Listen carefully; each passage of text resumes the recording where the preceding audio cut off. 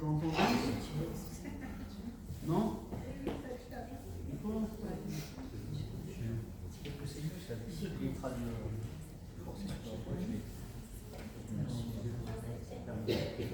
Hein? Oui, bien sûr. Bonsoir. Déjà, c'est mieux. Bonsoir à tous. Merci d'être venus pour le cours du Raphaël Pinto, qu'on remercie chaleureusement d'être parmi nous. C'est la deuxième fois qu'il vient à la CIF. On l'avait déjà reçu au mois de juin sur un cours sur le Haïnara. Et là, il va nous parler, donc, dominer sa peur, suivant le Likutei Moharan. Donc, voilà. On remercie également Chaim Lévi, qui a invité le Rav. On remercie le Rav. Et on avait décidé de dédier ce cours à tous les malades. À tous les malades et également avoir une pensée pour tous les otages. Et on espère, les attachés, d'avoir des bonnes nouvelles très rapidement. Merci.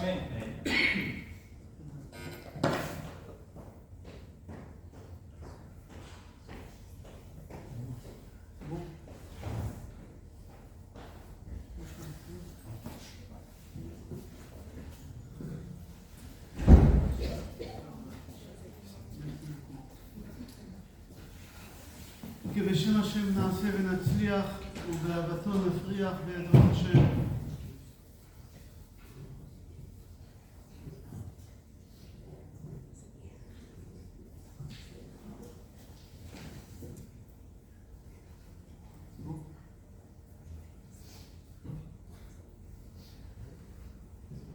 Là c'est bon?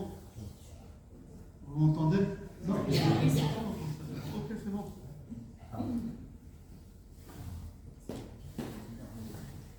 Beshem Hashem, Be'ezrat Hashem, qu'Akadosh Baruch Hu nous mettra la parole, Be'ezrat Hashem, dans la bouche comme il faut, qu'on ne fasse pas d'erreur, et que les paroles y sortent du cœur et qu'ils rentrent dans le cœur de chacun, Be'ezrat Hashem, et que le cours, comme il a dit le président, c'est ça le président, que ça sera Be'ezrat Hashem pour la Refoua Shlema, Refoua Nefesh, Refoua Gouf, de tous les soldats, de tous les blessés, Be'ezrat Hashem, qui rentrent à la maison, Brim et Shlemim. בגופם ונפשם בעזרת השם, ברוחם בעזרת השם, amen ואמן, qu'Akadosh Baruch Hu il va libérer בעזרת השם tous les prisonniers qui rentrent à la maison et le petit bébé Kfir, les roues, et aujourd'hui il fait un an בעזרת השם עד 120, בבריאות איתנה, amen ואמן. Et on va commencer le cours. Comme prévu, on va parler בעזרת השם comment dominer la peur. Comment dominer le stress. Parce qu'aujourd'hui, Hashem Yatzilenu, c'est une maladie qui est très présente dans la communauté juive, Hashem Yatzilenu, dans le monde en général, dans la communauté juive, en Israël en particulier. On sait que depuis le 7 octobre, ils disent 400% des ventes des antidépresseurs en Israël. Ils en vendent 400%. Des somnifères, ils n'arrivent pas à dormir, ils n'arrivent pas, à cause de la situation ici en France aussi, bien avant le 7 octobre, avec le Covid, depuis le Covid, combien de personnes qui prennent des médicaments chez médecins, des personnes que vous côtoyez tous les jours, et vous ne vous rendez même pas compte que c'est des personnes qui vivent sur des médicaments, sans ça, Shalom, ils n'arrivent pas à vivre une vie normale, ils sont obligés de prendre. Et c'est dommage, on peut dominer Be'ezrat Hashem le stress en évitant les médicaments. On n'est pas obligé toujours de prendre des médicaments. C'est pas que je suis contre les médicaments, c'est marqué dans la Torah. Verapo yerapé mikan shenitna reshut larofé les rapotes. Dans la Torah, c'est une mitzvah midoraita. Si le docteur il a dit qu'il faut prendre des traitements, il faut prendre des traitements, il ne faut pas rester comme ça, docteur Bronstein. Il faut prendre les médicaments. Si le docteur il a dit, docteur Bronstein. Il ne faut pas, c'est Assour, c'est lui qui dit que je peux guérir. Le Rambam dit que c'est un imbécile. C'est un imbécile. Comme c'est dit le Rambam, c'est un des plus grands médecins. Il dit dans les guides des Égarés, c'est lui qui dit que je ne prends pas les médicaments, j'ai guéri grâce à Hachem, c'est Assour, c'est Avodah Zara. Pourquoi? Puisque nous on sait qu'on peut guérir Be'ezrat Hashem sans les médicaments. Et on sait que le docteur ne guérit pas. Et le médicament ne guérit pas. On dit ça tous les matins dans Adon Olam Asher Malach. Qu'est-ce qu'on dit là-bas? Vehu Rofé Ve'hu marpeh, hu rofeh, Akadosh Baruch Hu, c'est lui le médecin. C'est lui qui guérit.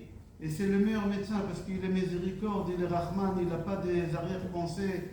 Ce médecin-là, Akadosh Baruch Hu, il n'a pas des intérêts. Parfois, le médecin, il a des intérêts personnels, financiers. Il peut se permettre de dire des choses pour des raisons. Et Akadosh Baruch Hu, c'est lui le vrai médecin et c'est lui le vrai médicament. C'est lui. Les médicaments ne guérissent pas. On peut guérir sans les médicaments. Rav Nachman de Breslev dit qu'Akadosh Baruch Hu, il nous a donné un corps qui ne doit pas être malade. Normalement, notre corps à nous, il ne doit pas tomber malade. Comme c'est dit Rav Nachman de Breslev dans les côtés de Moran Torah pour Samervav. La première personne qui a été dite sur lui qu'il est tombé malade, c'est Yaakov Avinu. Yaakov Avinu, dans Parashat Vayich, il s'est marqué là-bas, Vayugad li Yosef qui a vif cholé. Ils ont dit à Yosef que son père il est malade. Personne dans la Torah on parle de lui qu'il était malade. Personne.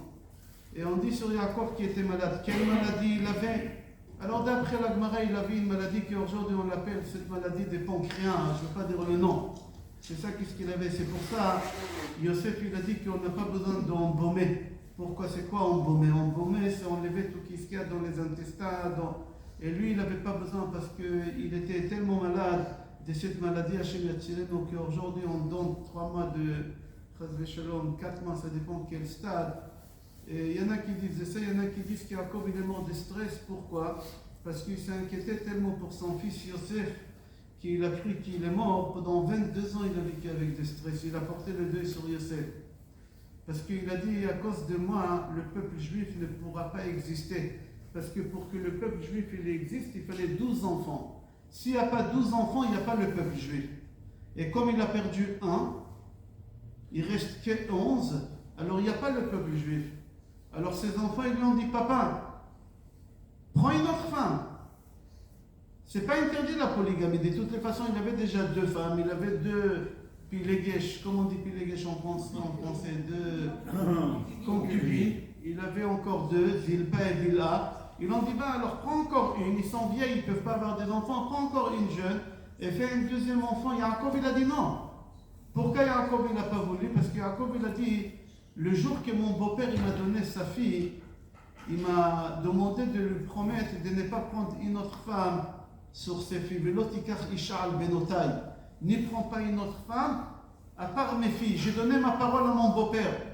Ils ont dit, mais ton beau-père c'est le plus grand ramaille, c'est l'homme le plus malhonnête au monde. Et alors, un grand malhonnête, qu'est-ce qu'il y a? Il t'a arnaqué toute ta vie, il t'a arnaqué. Quand tu as travaillé chez lui, Lavan, il n'y a que son prénom qu'il était blond. À part ça, il était noir ce bonhomme. Il faisait que voler. Il a dit, il t'a volé, et alors pour une fois, tu ne l'écoutes pas. Il a dit à ses enfants, non. Mon beau-père, il m'a donné une fille propre. Il m'a donné une fille qui m'a donné des enfants. Il m'a donné une fille qui m'a donné le bonheur. Je ne peux pas trahir mon beau-père. On n'a pas le droit. Ton beau-père, il t'a donné quelque chose. Tu es obligé de respecter tes beaux-parents. Yaakov, il n'a pas voulu. Moshe Rabbeinu, la même chose. Akadosh Baruch Hu dit à Moshe Rabbeinu, la semaine dernière, on a lu dans Parashat Shemot, Hachem il dit dans Parashat Vayera, Akadosh Baruch Hu dit à Moshe Rabbeinu, va libérer les bénis Israël. 210 ans d'esclavage. Qu'est-ce qu'il dit Moshe Rabbeinu à Hachem? Non, je ne veux pas. Pourquoi tu ne veux pas? Alors à l'école, on enseigne nos enfants parce qu'il a dit, mon frère Aaron, je ne peux pas prendre sa place, il va être jaloux. Ça, qu'est-ce qu'on enseigne aux enfants? Mais en réalité, à Ari à Kadosh, et à Chida Kadosh, il dit, parce que j'ai donné ma parole à mon beau-père. Il a promis à son beau-père 3 choses. On ne va pas citer les 3 choses, ils ne sont pas jolies les 2 choses autres. Mais une chose qu'il lui a promis, qu'on peut dire à voix haute, il lui a promis de ne pas quitter Midian sans lui demander l'autorisation. Moshe, quand il s'est marié avec sa femme Tzipora, son beau-père lui a dit, je te donne ma fille à condition que tu me promets de ne pas quitter Midian. Alors Moshe Rabbeinu il dit, Hachem, je ne peux pas aller libérer les bénis Israël. J'ai donné ma parole à mon beau-père. Il faut respecter les beaux-parents. Akadosh Baruch Hu il a dit, mais moi je te demande. Il a dit, même si tu me demandes. Mais la parole c'est important. Tu t'es engagé, tu as dit quelque chose, il faut tenir cette parole-là. Hachem il a dit, tu as raison. Hachem il a dit, tu as raison, va demander à ton beau-père. Il a demandé à Yitro, il a autorisé. Dans la Gemara, Baba Metzia, c'est marqué là-bas, si Yitro il aurait dit à Moshe Rabbeinu, je ne t'autorise pas, Moshe Rabbeinu il ne serait pas y allé. Et on aurait été toujours esclaves, vous imaginez? Comment c'est important de tenir sa parole? Combien c'est important? Ok, maintenant on va revenir à notre cours. Yaakov il est tombé malade à tel point qu'il est mort. De quoi? de stress, l'anxiété. Il a cru tout le temps que son fils il est mort, il a cru tout le temps qu'à cause de lui il n'aura pas les 12 tribus. Il a vécu mal cette situation. Et cette maladie de stress, c'est une maladie qui est dangereuse. C'est une maladie qui tue. Vous savez dans quel cas on a le droit de transgresser Shabbat? Dans quel cas on a le droit de transgresser Shabbat? Quand quelqu'un est en danger de mort. Une femme, elle doit accoucher, elle est en danger de mort. On ne peut pas la laisser comme ça. Tu es obligé de la ramener à l'hôpital, de transgresser Shabbat et tout. Qu'est-ce qu'il faut? Quelqu'un qui se sent mal et on sait qu'il est en danger de mort. À partir du moment qu'on sait qu'il est en danger de mort, on doit transgresser Shabbat. Quelqu'un qui est en dépression, il faut transgresser Shabbat sur lui. Où c'est marqué? On dit ça tous les vendredis soirs. Demain soir, vous allez dire ça dans la tfila. Vous dites ici, Bameh Madlikin ou Babeh Madlikin, vous dites ça ici, oui? Qu'est-ce qui est marqué là-bas? Amechabe et Taner, Mipne Shou Mitchare, Mipne Goïm, Mipne Listi, Mipne Ruach Ra, Mipne Achol Yeshisham, Patour. Qu'est-ce qui est marqué là-bas? Amechabe et Taner, c'est quoi Amechabe et Taner? C'est lui qui éteint la bougie. La lumière, aujourd'hui c'est la lumière. Mipne Ruach Ra, c'est quoi Ruach Ra? Regardez, ouvrez les sidours si vous avez en français. C'est marqué là-bas, je crois, s'il ne s'est pas planté le bonhomme. Mais moi que je ne parle pas français, je sais que c'est la dépression. C'est une dépression. C'est lui, Ruach Ra, c'est lui qui est en dépression, qui est dans sa tête, ça ne va pas. Il faut transgresser Shabbat pour cette personne, c'est une halakha. La Mishnah, ce n'est pas la halakha, c'est marqué dans la Mishnah. Mais dans la halakha, c'est marqué, c'est lui qui est en dépression, c'est une maladie dangereuse, et il faut transgresser Shabbat pour cette personne-là. Pourquoi? Shlomo HaMelech, il dit dans Kohelet, il dit comme ça. Shlomo HaMelech dans le chapitre Hey, Pasuk Gimel, il dit dans Kohelet, il dit que, comment c'est marqué là-bas? Ruach nech'a mi yechilena. Ruach, on a dit c'est l'esprit, c'est dans la tête. Nech'a malade. Quelqu'un qui est malade dans la tête, aucun médicament il peut guérir cette malade-là. Je donne un exemple, on ne va pas prendre des cas graves, on va prendre un petit cas. Quelqu'un qui a une migraine. Une migraine. Quelqu'un qui a une migraine, qu'est-ce qu'il prend comme médicament? Doliprane 1000. On va dire que cette personne, Doliprane 1000, ça fait rien. Il a une migraine très fort. Il va prendre, je ne sais pas, 1000 Gralgine aujourd'hui, docteur Bronstein, 1000 Gralgine. Ça ne va pas l'aider. Pourquoi ça ne va pas l'aider? Parce que dans sa tête, ça ne va pas. Quand dans la tête, ça ne va pas, aucun médicament il pourra guérir cette malade. Aucun médicament. On ne va pas parler des maladies graves, des chimios, de dialyse, il n'y a rien, ça ne va pas marcher. Pourquoi? Parce que dans la tête, ça ne va pas. Tout d'abord, il faut que dans la tête, tout va bien. Et à partir du moment que dans la tête, tout ira bien, ton corps, il va suivre de lui-même. Le corps, il n'a pas besoin de prendre des médicaments. On n'a pas besoin de prendre des médicaments. Et si on prend des médicaments, parce qu'on est lâche, parce qu'on est faible, parce que c'est comme ça. Mais on peut s'en passer, mais d'après la halakha, il ne faut pas s'en passer.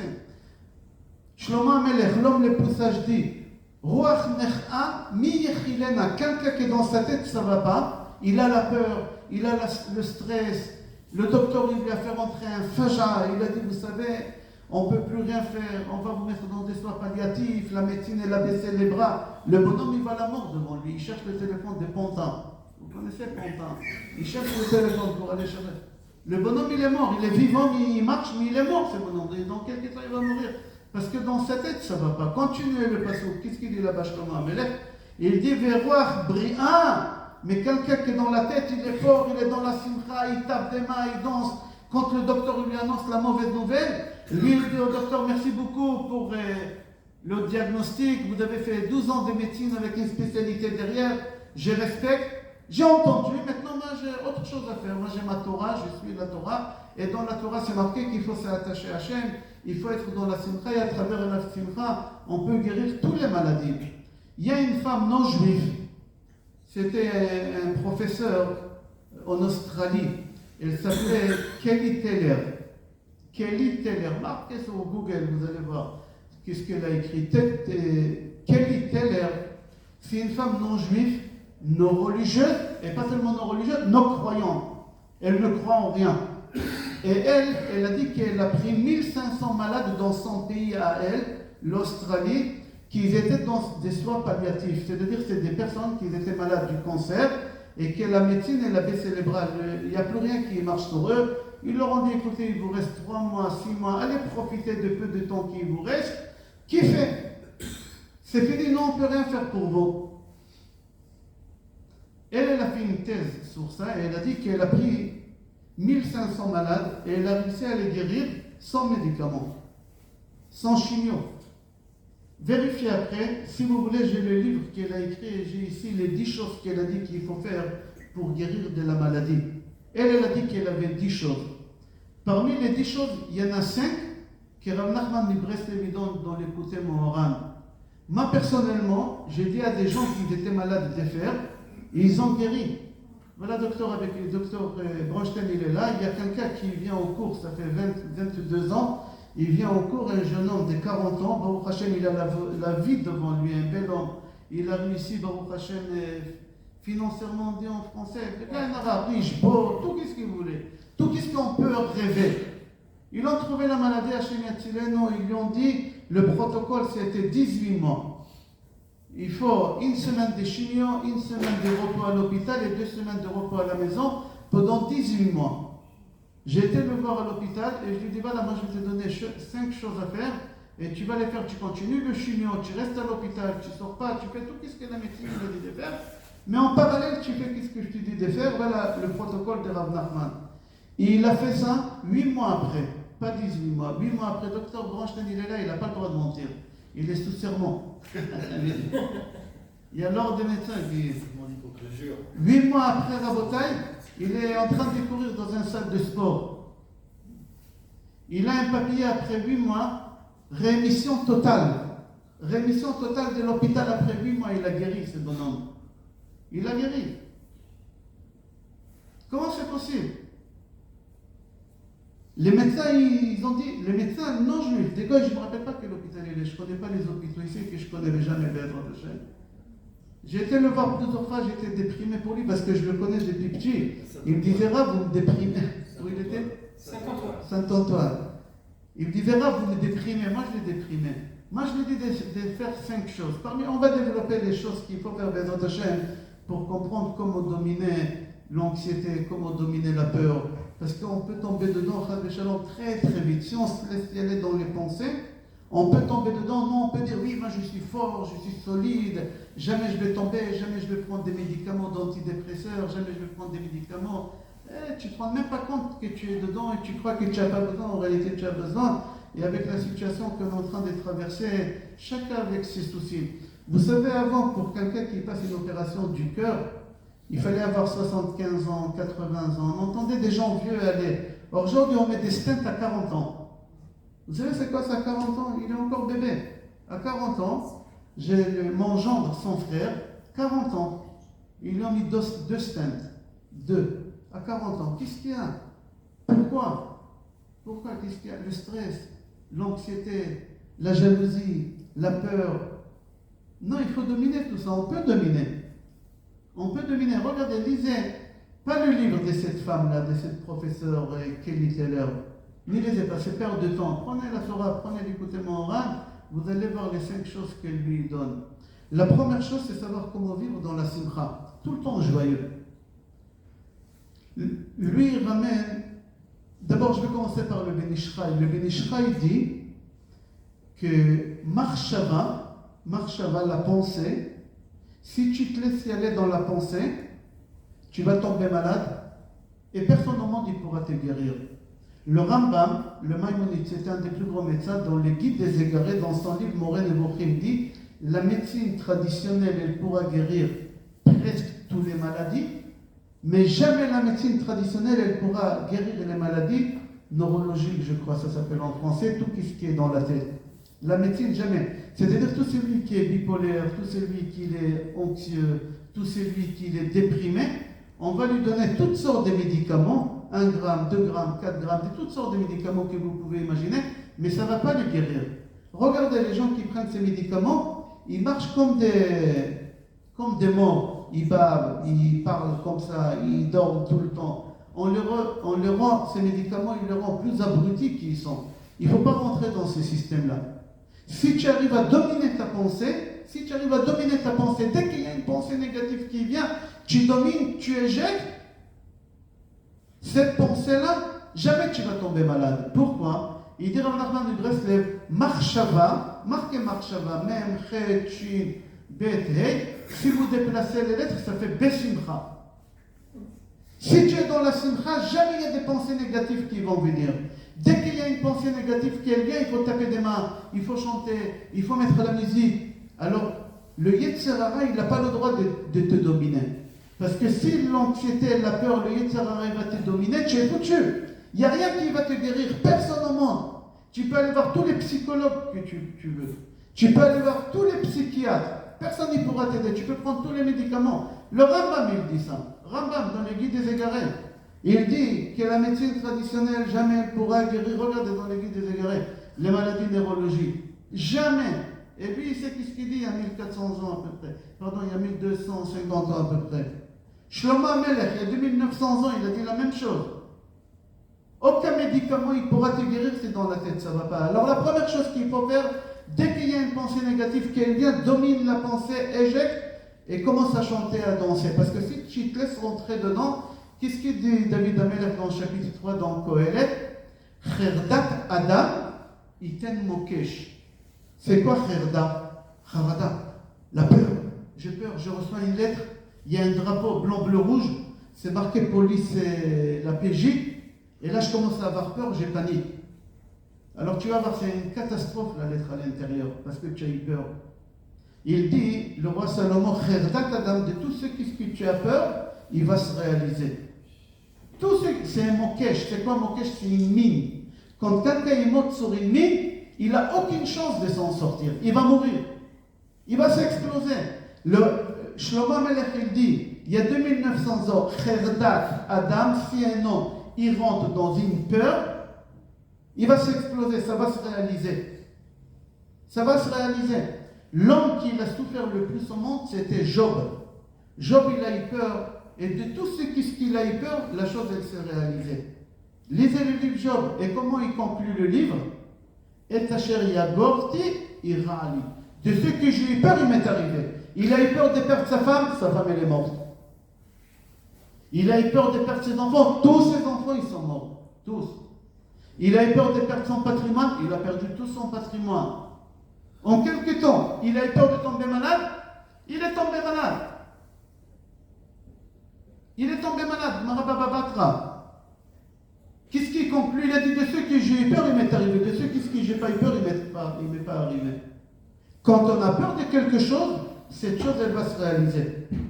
Tu roules dans la voiture avec ta femme, elle ne met pas la ceinture, tu arrives devant le feu rouge, il y a un flic qui t'arrête pour faire passer une vieille. Et toi, tu dis à ta femme, purée, à cause de toi, il va nous mettre un PV. Il te mettra un PV. Tu auras le PV. Pourquoi? Parce que tu as eu peur. Le rabbi de Lubavitch, dans l'écouté Sichot, dit que dans Parashat Shemot, que quand Moshe Rabbeinu, il a vu le deuxième jour, les deux juifs se disputer. Qu'est-ce qu'il a dit, Moshe Rabbeinu, c'est lui qui frappait l'autre, c'était Datan et Aviram. Il a dit, pourquoi tu frappes, pourquoi tu lèves la main? Qu'est-ce qu'il lui a dit l'autre?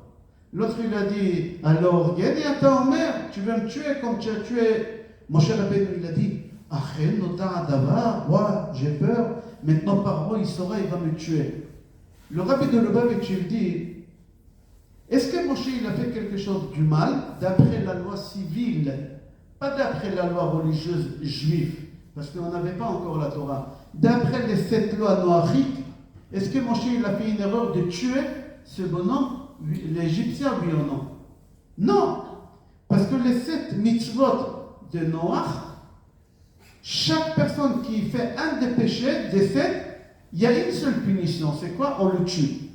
Et comme la veille, l'Égyptien il a violé la femme d'Aviram, viol. Et dans les 7 mitzvot noachiques, quand il y a un viol, qu'est-ce qu'on fait? On le tue.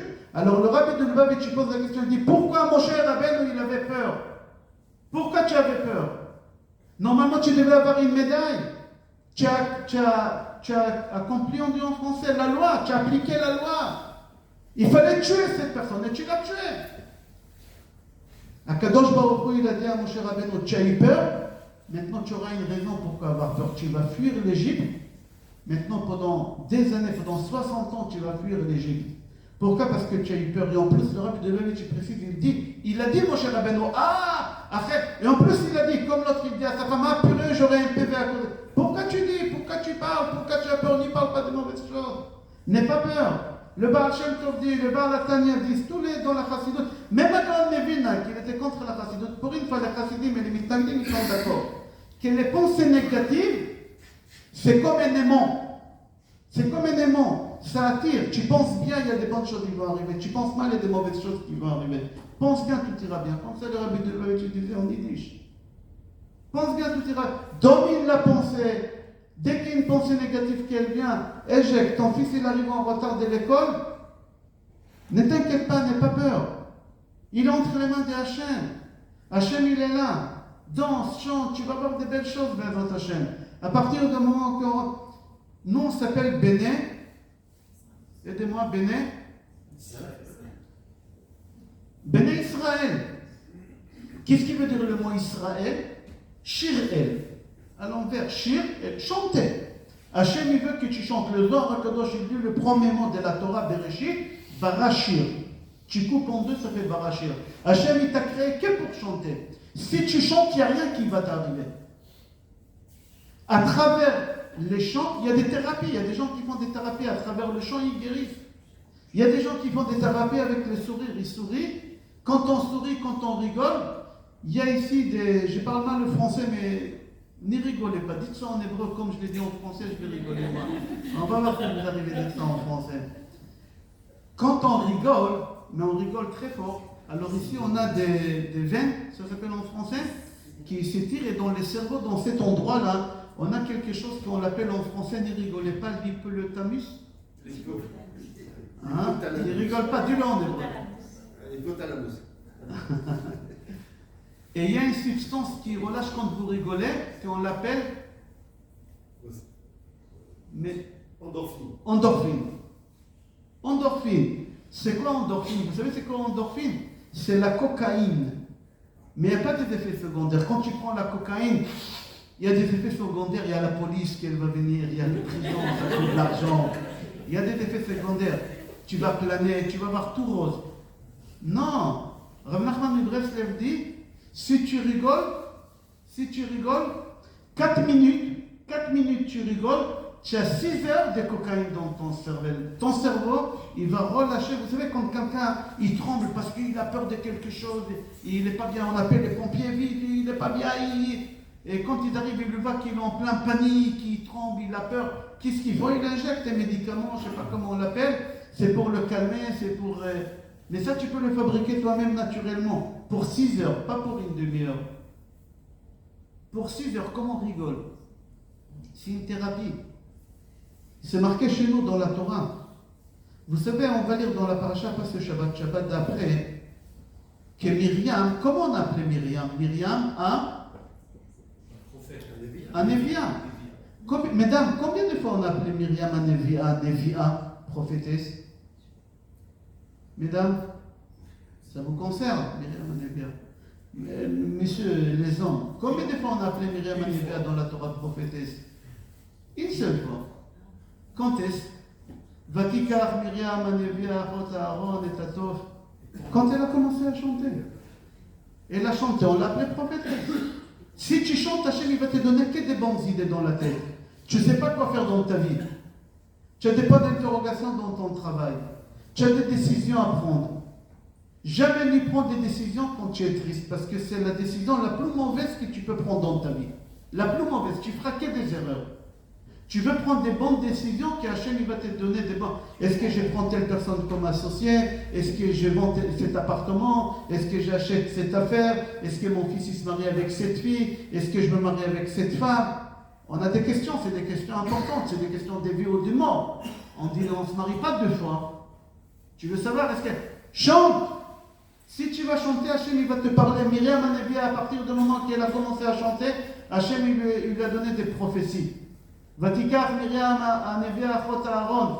Et on l'a appelée Nevia seulement quand elle a pris le tambourin, quand elle a commencé à chanter. Moshe Rabbeinu, il arrive avec les Bnei Israël devant la mer. La mer, elle ne veut pas s'ouvrir. Il est devant la mer, derrière lui, il y a les Égyptiens. À droite, à gauche, il y a les bêtes sauvages du désert. Devant lui, il y a la mer. Et lui, il crie, il prie Hachem, Shema Israël. Qu'est-ce qu'Hachem dit à Moshe Rabbeinu, quelqu'un il se rappelle? Hein? Avance.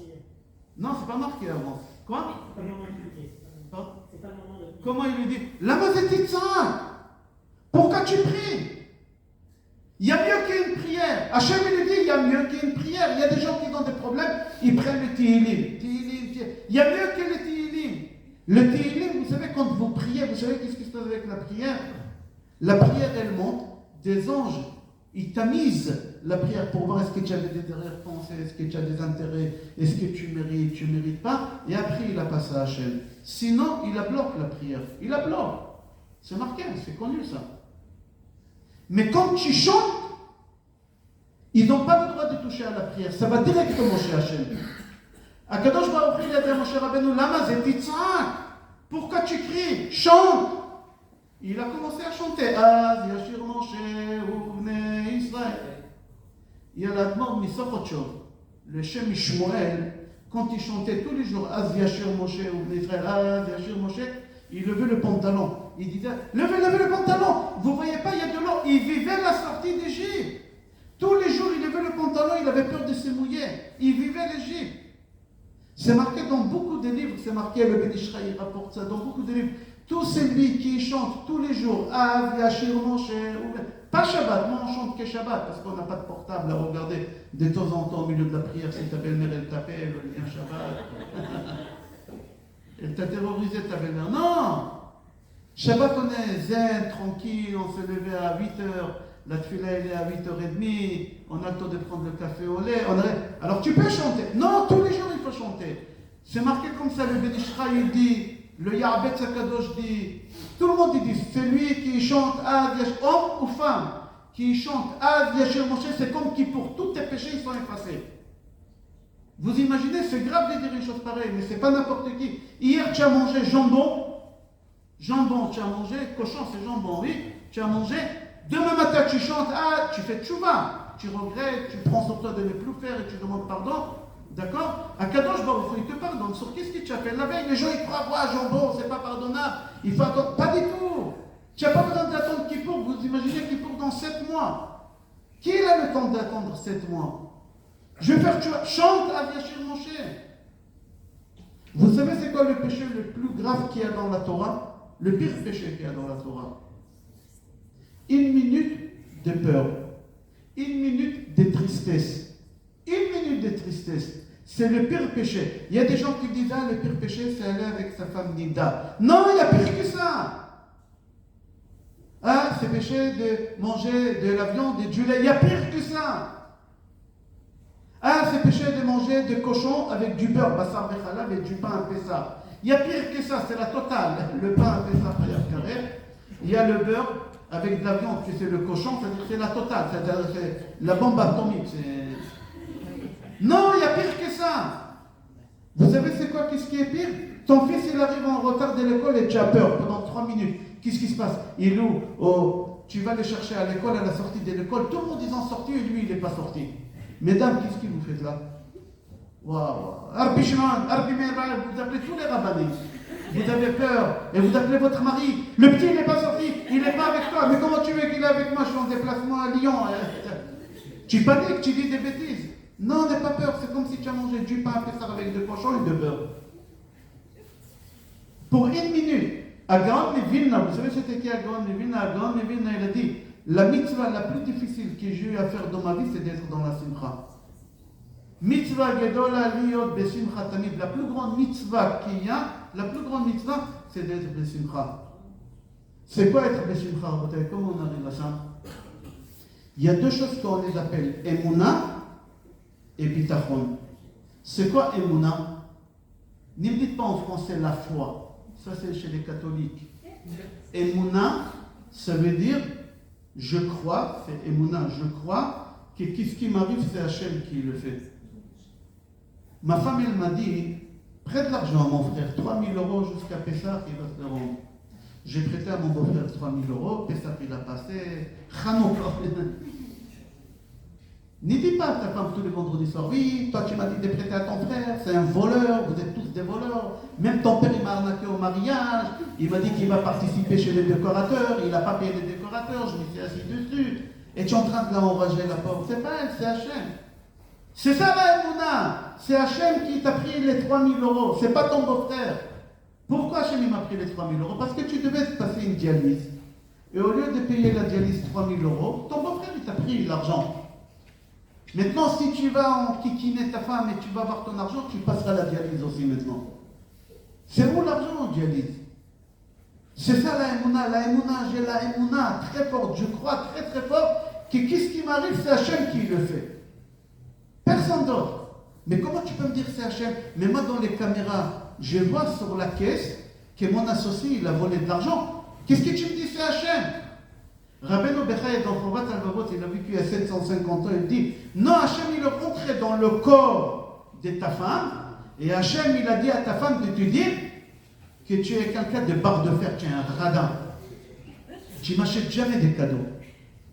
Ah, ma copine, tous les vendredis, son mari lui achète une rose. Toi, rien du tout. Mais comment elle me parle? C'est Hachem qui te parle comme ça. Achida Kadosh dit que quand ta femme elle te parle, c'est Hachem qui a envie de te passer des messages. Si ta femme elle te dit ah, dis-moi, tu as tardé, pourquoi tu ne viens pas? C'est Hachem qui veut te dire pourquoi tu viens en retard à la tefila. Mais il fait passer ça à travers ta femme.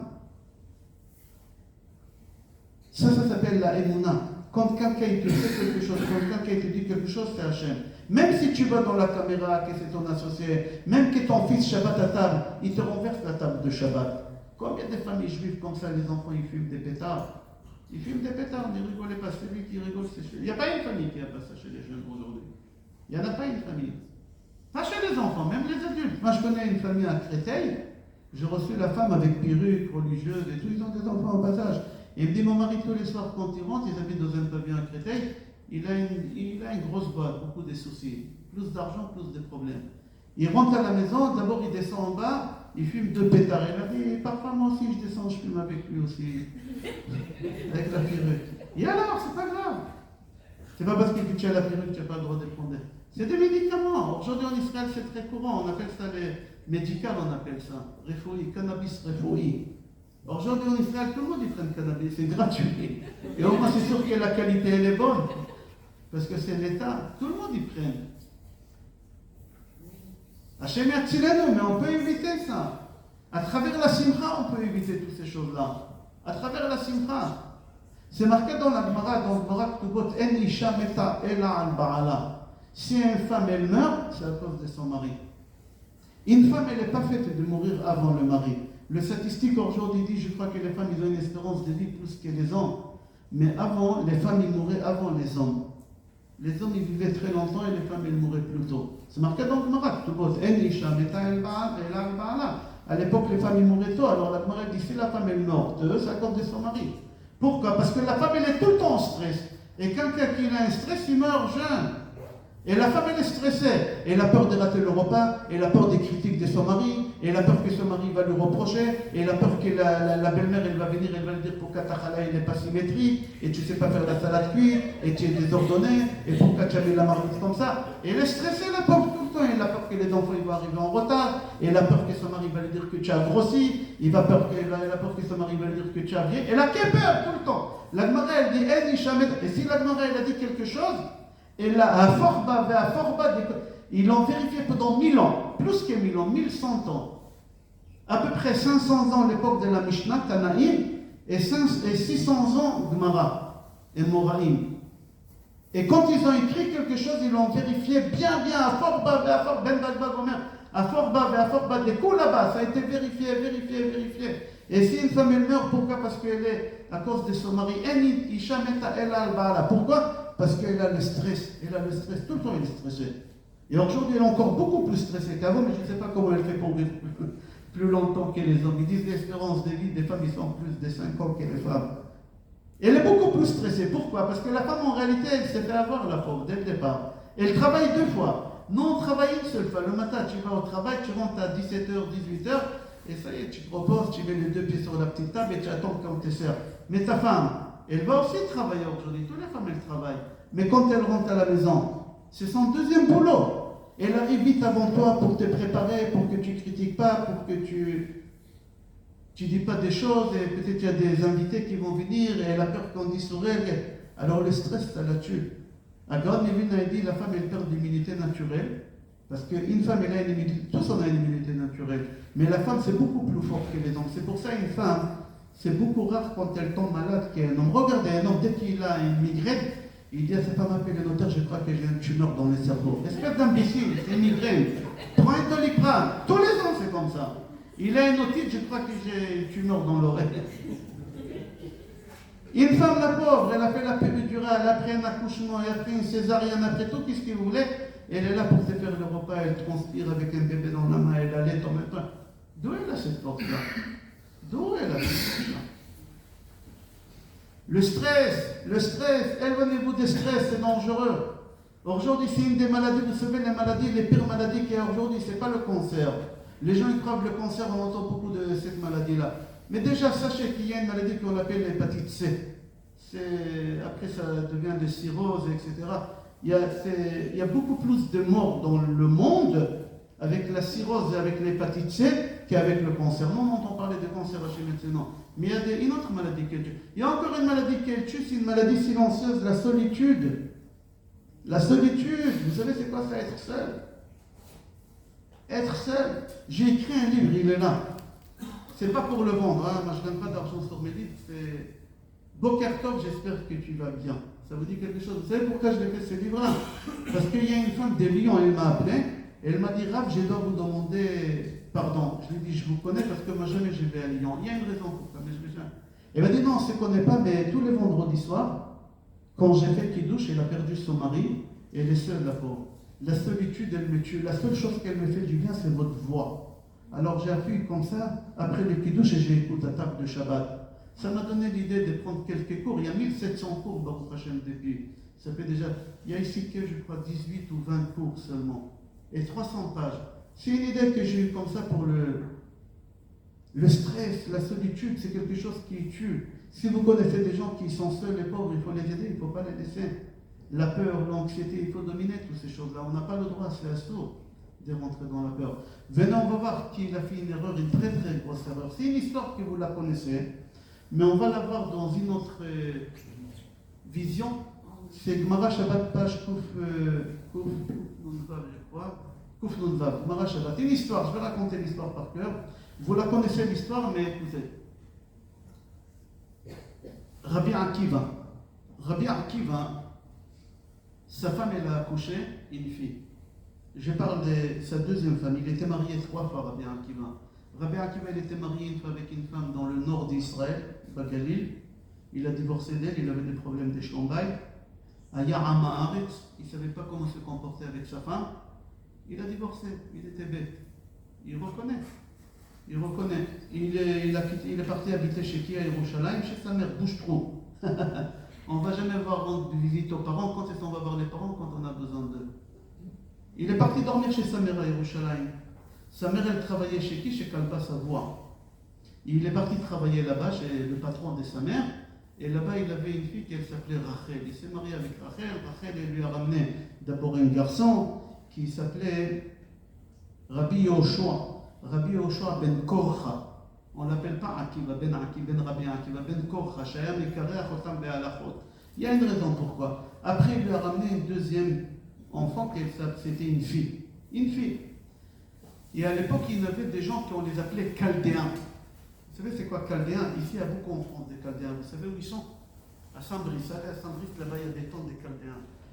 Alors, j'adore les Chaldéens parce qu'eux, ils parlent, vous savez, c'est quoi leur langue? L'araméen, comme la Gemara. Moi, je vois souvent le curé de Saint-Brice, il vient me voir. Je ne vais pas chez eux, c'est assaut de rentrer dans une église. Il vient me voir dans ma synagogue à la rue Curial. Et on parle, voilà, on a le président de ma synagogue, il est venu avec moi. Il vient, et on parle comme dans la Gemara. Il parle l'araméen, c'est une langue morte, mais eux, ils continuent à parler.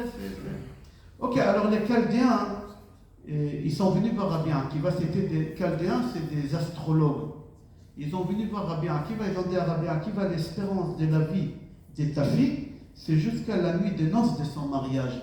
Et les Chaldéens, ils ne se trompaient pas, ils avaient une vision dans l'astrologie exacte. Et le jour que la fille de Rabbi Akiva est née, les Chaldéens, ils sont venus, comme ça c'est marqué dans la Gemara noir sur blanc, je ne rajoute rien du tout. Ils sont venus voir Rabbi Akiva et ils ont dit à Rabbi Akiva, l'espérance de la vie de ta fille, C'est jusqu'à la nuit des noces. Au milieu de la nuit des noces, elle va mourir, ta fille. Rabbi Akiva, il a eu ça, il a entendu ça, il a eu peur. Il a eu peur. Et qu'est-ce qu'on a dit tout à l'heure? La peur, elle se réalise, comme ça ils disent, dans la Chassidoute. Le Baal Shem Tov, la Tanya, tout le monde ils disent que ça se réalise. Et qu'est-ce qui s'est passé? Il a vécu avec la peur, elle va mourir le jour de son mariage, elle va mourir le soir de... Comme ça, il a vécu comme ça pendant 20 ans. Jusqu'à qu'elle s'est mariée. Elle se marie, la nuit des noces arrive, elle rentre dans la chambre, la Gemara elle raconte, et elle a enlevé, elle avait un foulard, et pour attacher le foulard, elle avait une épingle, on dit? Une broche, et dans la broche, il y a une grande aiguille comme ça pour attraper. Alors elle rentre dans la chambre, elle s'est déshabillée, elle enlève, et dans le mur, c'est pas comme aujourd'hui, le lit, c'était des trous, à l'époque, c'était pas comme ça moderne. Et elle enfonce l'épingle dans le trou, et d'abord elle fait rentrer cette grosse aiguille, et elle ne sait pas que là-bas dedans il y a un cobra qui l'attend pour la tuer. C'est la nuit qu'elle doit mourir. Et elle tue le cobra par l'œil. Par l'œil. Elle l'enfonce par l'œil sans savoir. Cette grosse aiguille, elle l'enfonce et elle le tue. Ok. Il passe la nuit des noces. Le lendemain matin, elle se lève. Évidemment, son mari n'est pas là, il est parti à la tefila. Et elle retire la broche. Et en retirant la broche, la Gemara dit, elle a tiré un cobra 7 kilos. Et elle a crié « Papa !» Et elle n'avait pas l'habitude encore « Chérie !» Même pas 24 heures de mariage, attends, le cinéma c'est après. « Chérie, papa !» Et son père il rentre. Il n'est pas parti à la tefila, non, il n'est pas parti. Il savait qu'elle est morte. Il savait qu'elle va mourir, il n'est pas parti à la tefila. Il attendait qu'on annonce la nouvelle. Parce que c'est lui qui l'a endeuillé, pas tour, minat tefila, minat tefilin, mikrat shema. Il n'est pas tour. Il rentre dans la chambre, il voit sa fille, il est 7 h du matin, il voit sa fille vivante, il dit « Mais ma fille, qu'est-ce que tu as fait? Pour ne pas mourir, tu devais mourir, tu as fait une mitzvah hier. » Et il a dit « Papa, hier soir, en plein mariage, tous ils étaient en train de manger, et il y a un pauvre, il rentre, il dit « Oui, tout le monde y mange, et moi je n'étais pas servi, j'ai faim. » À l'époque, le mariage n'était pas comme aujourd'hui. Aujourd'hui, quand tu vas au mariage, surtout en Israël, on te dit « Tu veux quoi? Poulet, tu veux schnitzel, il y a le choix. Tu veux quoi? Il y a 3 sortes de viande. » À l'époque, c'était pas comme ça. C'était un plat, tu gardes bien ton plat, parce que si tu le rates, tu n'auras pas... C'est comme dans l'avion, on te donne un plateau, c'est pas 2 fois, une fois. Et il dit, papa, il rentre, il dit, tout le monde il était servi, moi j'étais pas servi, moi j'ai faim, et tout le monde y mange, personne ne fait attention. Je me suis levé, je l'ai pris, je l'ai fait asseoir à ma... Vous imaginez, une fille, les jours de son mariage, elle a le temps d'aller s'enquiquiner avec un pauvre, à lui donner à manger. Une fille, le jour de son mariage, le plus beau, j'espère, le plus beau jour de sa vie, j'espère pour elle. D'accord? Elle est occupée avec ses copines, avec les danses, avec le photographe, à faire attention à sa robe. Qui, lui, il a le temps d'aller s'occuper d'un pauvre? Non, il a dit, papa, j'ai pris ces pauvres, je l'ai fait asseoir à ma place, je lui ai donné mon plat, j'ai rien à manger hier soir. Il n'y a pas 2 fois. Je lui ai donné à manger doucement, quand il a fini, je l'ai essuyé, je lui ai donné à boire. Quand il a tout fini, je l'ai accompagné dehors. Il lui a dit, ma fille, c'est ça qui t'a sauvé, tu devais mourir cette nuit-là. Jusqu'ici l'histoire.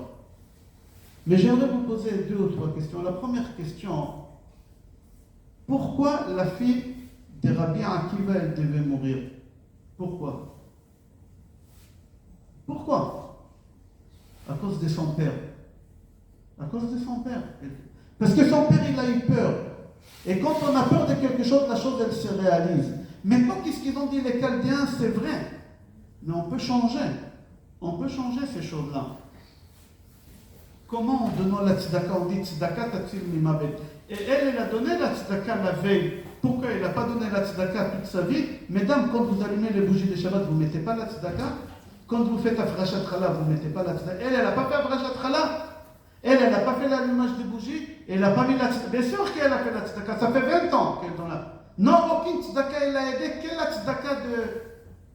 tzedaka d'hier soir, elle a aidé? La tzedaka d'hier soir, elle est différente des autres tzedakot. On va expliquer tout à l'heure pourquoi. Et pourquoi elle devait mourir à cause de son père. Non, on peut tuer nos enfants sans nous rendre compte, parce qu'on vit dans la peur. On vit dans l'anxiété. Et on met nos enfants en danger. Il y a des gens qui disent, oui, ma fille, elle a 28 ans, 38 ans, presque 40 ans. Elle a une montre biologique, elle pourra plus avoir... Tout à l'heure, j'ai eu une femme au téléphone. Lui, elle a 42 ans, elle va aller en Espagne pour faire le fibro, je ne sais pas comment on appelle ça. pour faire un enfant seul, vous lui avez dit il y a 5 ans qu'elle aura un enfant, elle n'a pas.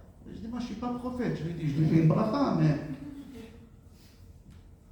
N'aie pas peur, Akadosh Baruch Hu va t'envoyer un khatan. Mais si tu as peur, ça va tarder, Shalom. Venez, on va voir une gemara très intéressante et on va comprendre le problème de Rabbi Akiva. C'est lui qui veut prendre note, qui prend note. Parce que c'est important. Est-ce que vous savez qu'il y a 10 personnes qui ne sont pas mortes? Jamais ils sont morts, vous savez? Dites-moi, 1, 2, 3, vous connaissez 2, 3 personnes, minimum, vous savez, mais vous oubliez. Qui? Ishaï, le papa, mais avant lui, le papa de David Amelech. Il n'est jamais mort, le papa de David Amelech, il est monté vivant. Qui encore? Zerach Batacher. Zerach Batacher. Qui encore? Eliezer. Qui? Eliezer rêvait d'Abraham. Eliezer rêvait d'Abraham. Eliyahu Hanavi. Eliyahu Hanavi, il n'est jamais mort, Eliyahu Hanavi. Il y a encore un que j'aimerais parler de lui. Rabbi Yehoshua ben Levi. Rabbi Yehoshua ben Levi, il n'est jamais mort. Quand il est monté vivant au ciel, il a laissé un cahier derrière lui. Comme ça se marquait dans le Gemara, je vais donner la référence. C'est marqué dans la Gemara qu'il a laissé un cahier de l'astrologie. Il était très fort dans l'astrologie, Rabbi Yehoshua ben Levi. Très très fort. Il n'avait pas quelqu'un plus fort que lui. Lui, il a dit qu'il a eu ses connaissances par son père par son père, jusqu'à Moshe Rabbeinu. Moshe Rabbeinu, il est monté au ciel. Vous savez, la NASA, aujourd'hui, ils ont dit que combien de temps dure un mois. Est-ce que quelqu'un sait combien de temps il dure un mois? Pile. À la fraction de seconde on dit en français, un mois, il dure combien de temps? Voilà, ce soir on a fait Birkat Levana. Combien de temps? Allez, vous êtes parti à l'école, moi je n'étais pas à l'école, moi j'étais à la yeshiva toute ma vie. Combien de temps un mois dure? 30 jours. Il n'y a pas un mois qui dure 30 jours. Ça n'existe pas. Combien? Regardez combien de temps le mois dure. Amar Rabbi Yehoshua ben Levi, Gemara Baba Metzia, page même. Amar Rabbi Yehoshua ben Levi, Chodesh, un mois, 29 jours, 6 heures, 6 minutes, 4 secondes et une fraction de seconde. Rabbi Yehoshua ben Levi, il n'avait aucun appareil. Les Américains, la NASA, il y a 62 ans, ils ont dépensé des millions, des dizaines de millions, pas des milliards, des dizaines de millions de dollars pour fabriquer Hubble. Ils appellent ça Hubble. Ils ont fabriqué, c'est un télescope. Ils ont mis là-bas un miroir. Ok, tout ça c'est dans l'eau. Pour voir combien de temps le mois dure. Amar Rabbi Yehoshua ben Levi, marqué. Rabbi Yehoshua ben Levi, il a dit le mois dure 29 jours, 6 heures, 6 minutes, 4 secondes et une demi-fraction de seconde. Sans machine, sans rien du tout. La NASA, après qu'ils ont fait des recherches, ils ont dépensé des millions, ils ont dit un mois dure 29 jours, 6 heures, 4 minutes et une fraction de seconde, pas une demi. Pour demi-fraction de seconde, eux avec des machines, avec des appareils. Qui a raison d'après vous, Rabbi Yehoshua ben Levi ou la NASA? Bien sûr Rabbi Yehoshua ben Levi. Rabbi Yehoshua ben Levi dit je ne me trompe pas parce que c'est mon cher Rabbeinu qui l'a dit jusqu'à chaque. Alors lui il a laissé un livre. Et ça va vous intéresser. Écoutez, qu'est-ce qu'il dit dans ce livre-là? Pas un livre, il a laissé un cahier, il a voulu prendre avec lui, mais il a oublié. Et ils ont pris ce cahier, ils l'ont marqué dans la Gemara, notamment que je vous lis. Vous pouvez ouvrir le Gemara Shabbat, si vous avez ici, je vous lis à l'intérieur de la Gemara au lieu de mon cahier, si vous voulez. Mais écoutez, il dit comme ça, c'est lui qui est né le dimanche, tous comme ça, homme ou femme. Tout c'est lui qui est né le dimanche. Il dit, depuis le coucher du soleil des samedis jusqu'au coucher du soleil des dimanches, cet homme-là, ou il va être très très gentil, ou il va être très très méchant. Que ce soit homme ou femme. Nous, en général, on est parfois gentil, parfois méchant. Avec ma femme, je suis gentil, avec ma belle-mère, je suis le diable. Chez eux, c'est pas comme ça. C'est où le diable est avec sa femme, et avec ses enfants, et avec tout le monde. C'est comme ça, il est comme ça. Ou il va être très très gentil avec tout le monde, avec sa belle-mère, avec tout le monde, il va être gentil. Dimanche, pourquoi dimanche? Il dit parce que dimanche, Akadosh Baruch Hu, il a séparé la lumière de l'obscurité. Akadosh Baruch Hu, il a pris qu'il avait l'obscurité, mais dans cette obscurité, il avait à l'intérieur une lumière, et Akadosh Baruch Hu, il a séparé. Alors la lumière, c'est la gentillesse, la bonté, le chesed, et l'obscurité, c'est la méchanceté, c'est la raout, on appelle ça les midatadim. Alors c'est lui qui est né dimanche. c'est où il va être gentil, gentil, gentil ou méchant, méchant, méchant. On va continuer. Lundi. C'est lui qui est né lundi, depuis dimanche l'Ashkia jusqu'à lundi à l'Ashkia, ça va être un homme qui va se... Un homme, quand je dis un homme, c'est un homme et une femme, il va se disputer tout le temps. Il va se disputer avec tout le monde. Et s'il n'a pas avec qui se disputer, il va se disputer avec lui-même. Il va voir son nombre, il dit pourquoi tu es là, pourquoi tu n'es pas là. Qu'est-ce que tu t'en fous de ton nombre? Il faut que je me dispute avec quelqu'un. Il va rentrer à la synagogue, il y a 300 places, il y a une personne, il dit c'est ma place. Toute la synagogue elle est vide, tout, va t'asseoir où tu veux, qu'est-ce que tu veux? Non, c'est ma place, tu vas te le... Il va se disputer avec tout le monde lundi. Pourquoi?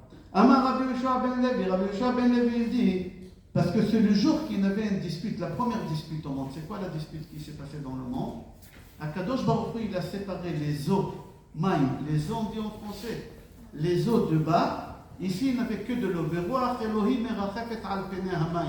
Il n'avait que de l'eau. Hachem, il a pris 90% de cette eau, et il a créé le ciel. Shamayim, Sham, Maïm. Le ciel, en deux mots, Sham, Maïm. Hachem, il a créé le ciel. Les eaux d'en bas, ils ont crié à Hachem, non, pourquoi? Ils se font disputer avec Hachem. On veut être à côté de toi, pourquoi tu t'éloignes de nous? Roi Khelem, Akadosh Baruch Hu, il était là, mais maintenant tu t'éloignes de nous, et on ne veut pas, et on a... Ils ont commencé à crier, à se disputer avec Hachem. Il y avait une grosse dispute lundi. Et Akadosh Baruch Hu, il les a consolés avec Simchat Betashoeva, 1,8 litre de l'eau, et il les a consolés avec du sel. Et alcool korbancha takriv melach, parce que le sel c'est de l'eau. Ils n'ont pas voulu se consoler. Jusqu'à aujourd'hui, les vagues dans la mer. Les vagues parce que l'eau ils veulent monter, mais Akadosh Baruch Hu, Chof Asalam, Akadosh Baruch Hu. Ok, alors c'est lui qui est né lundi, quelle dispute? Quelle dispute? Avant de te marier, cherche si ton mari est né lundi. C'est une cata, faites attention. Ta femme est lundi, regarde. Lundi. Mardi, c'est lui qui est né lundi, depuis l'Ashkia jusqu'à mardi, jusqu'à l'Ashkia. Ça va être un homme très riche. Où il mettra la main, il va réussir. Où il mettra la main, il va réussir. Mais par contre, il va toujours glisser avec les femmes. Il va glisser avec les femmes, il va être fragile, faible.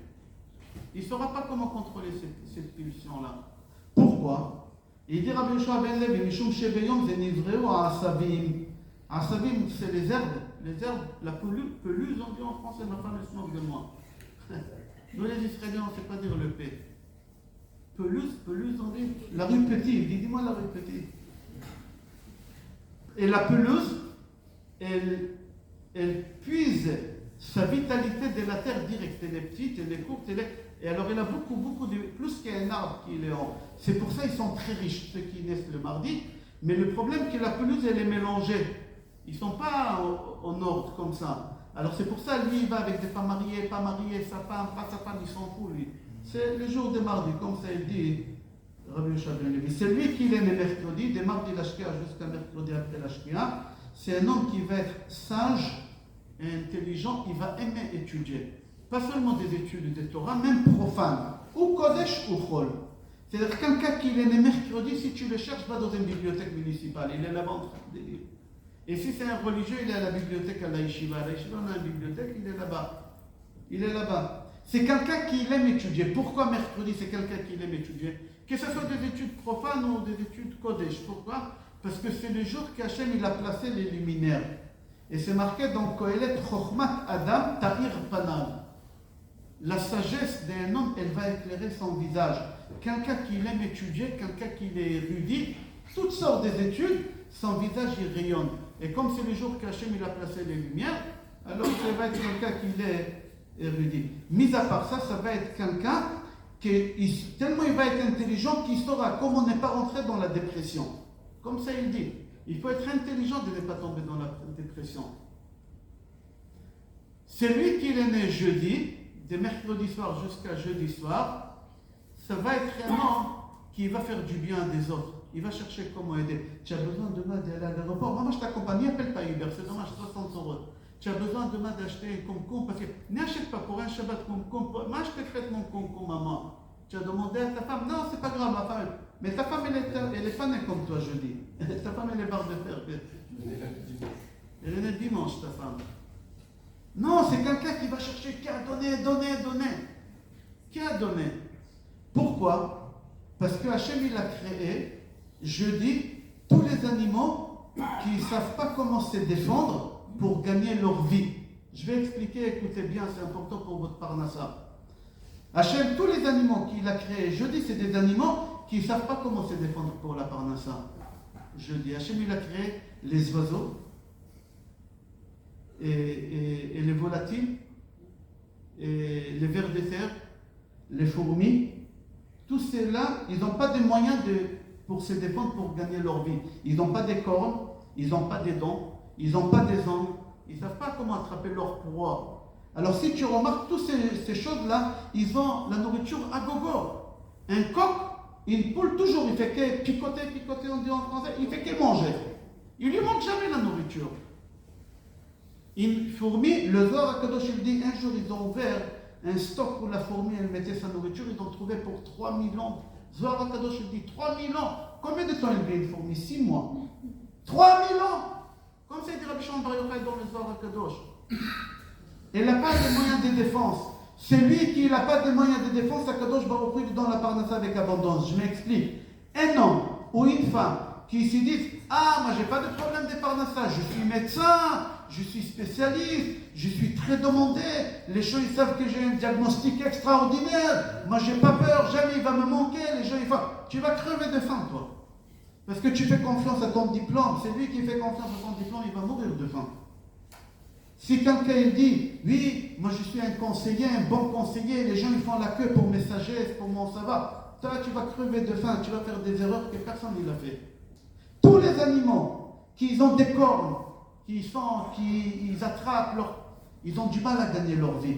Un lion, il se dit, moi je suis fort, moi je cours vite, il court derrière la proie jusqu'à qu'il l'attrape, jusqu'à qu'il se dispute avec elle, elle se barre. Elle se barre.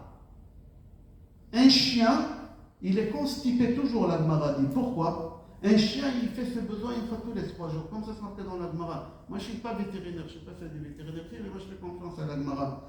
Pourquoi? Parce qu'un chien, il fait confiance à sa force. Il dit, moi, je suis fort, moi, je prends à manger, je vole les morceaux de viande et je me barre vite. Je cours vite, j'ai la force. Il va crever de faim. Les animaux qui ont confiance à leur force, ils ont des corps, ils ont des moyens de défense, ils n'étaient pas créés, mais je dis à Kadosh Baruch Hu, il ne leur donne pas la parnassa avec facilité. Les êtres humains, c'est la même chose. Un homme qui fait confiance à son savoir, à son intelligence, à ses diplômes, à l'emplacement de son cabinet, à l'emplacement de son magasin, à l'emplacement à ses fournisseurs, à sa marchandise, il va mourir de faim. Tu n'auras pas de clients, tu n'auras pas de patients, tu n'auras rien du tout. Pourquoi? Parce que tu crois que ton diplôme, ton magasin, tes connaissances...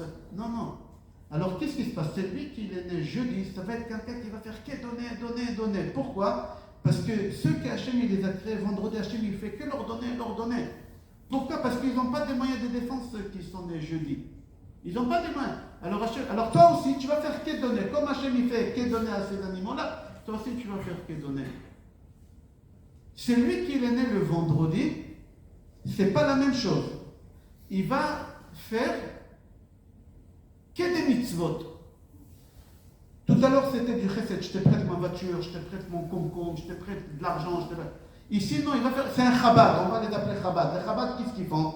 Les chabad, viens, je t'ai mis des tefilines. Viens, il n'y a pas de mikvé là-bas, je vais ramasser de l'argent pour faire un mikvé. Ah, là-bas, il n'y a pas de synagogue, moi, je vais aller faire... Ils vont habiter dans un endroit sur la lune, uniquement pour diffuser la Torah, pour faire... Ça s'appelle Gmilut Chassadim, mais dans le spirituel. Tout celui... Moi, je crois que tous les chabad, ils sont nés vendredi. Parce que le vendredi, celui qui est né le vendredi, il cherche à faire que des mitzvot. Que des mitzvot. Pourquoi? Parce que vendredi, on fait que des mitzvot, tous. Surtout les femmes que les hommes. Les femmes, toute la journée, ils font que travailler. Ils sont là à pétrir, à cuisiner, à éplucher, à débarrasser, à nettoyer, à dresser la table, à allumer. Elle fait que travailler, la pauvre, depuis jeudi soir jusqu'à vendredi, 1 minute avant la rentrée.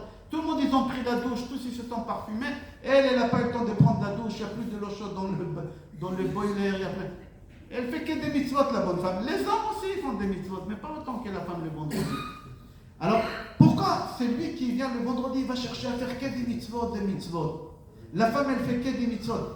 Pourquoi? Parce qu'il dit, il dit parce que dans ces jours-là, tous on est occupés à faire des mitzvot, tous, pour se préparer pour Shabbat.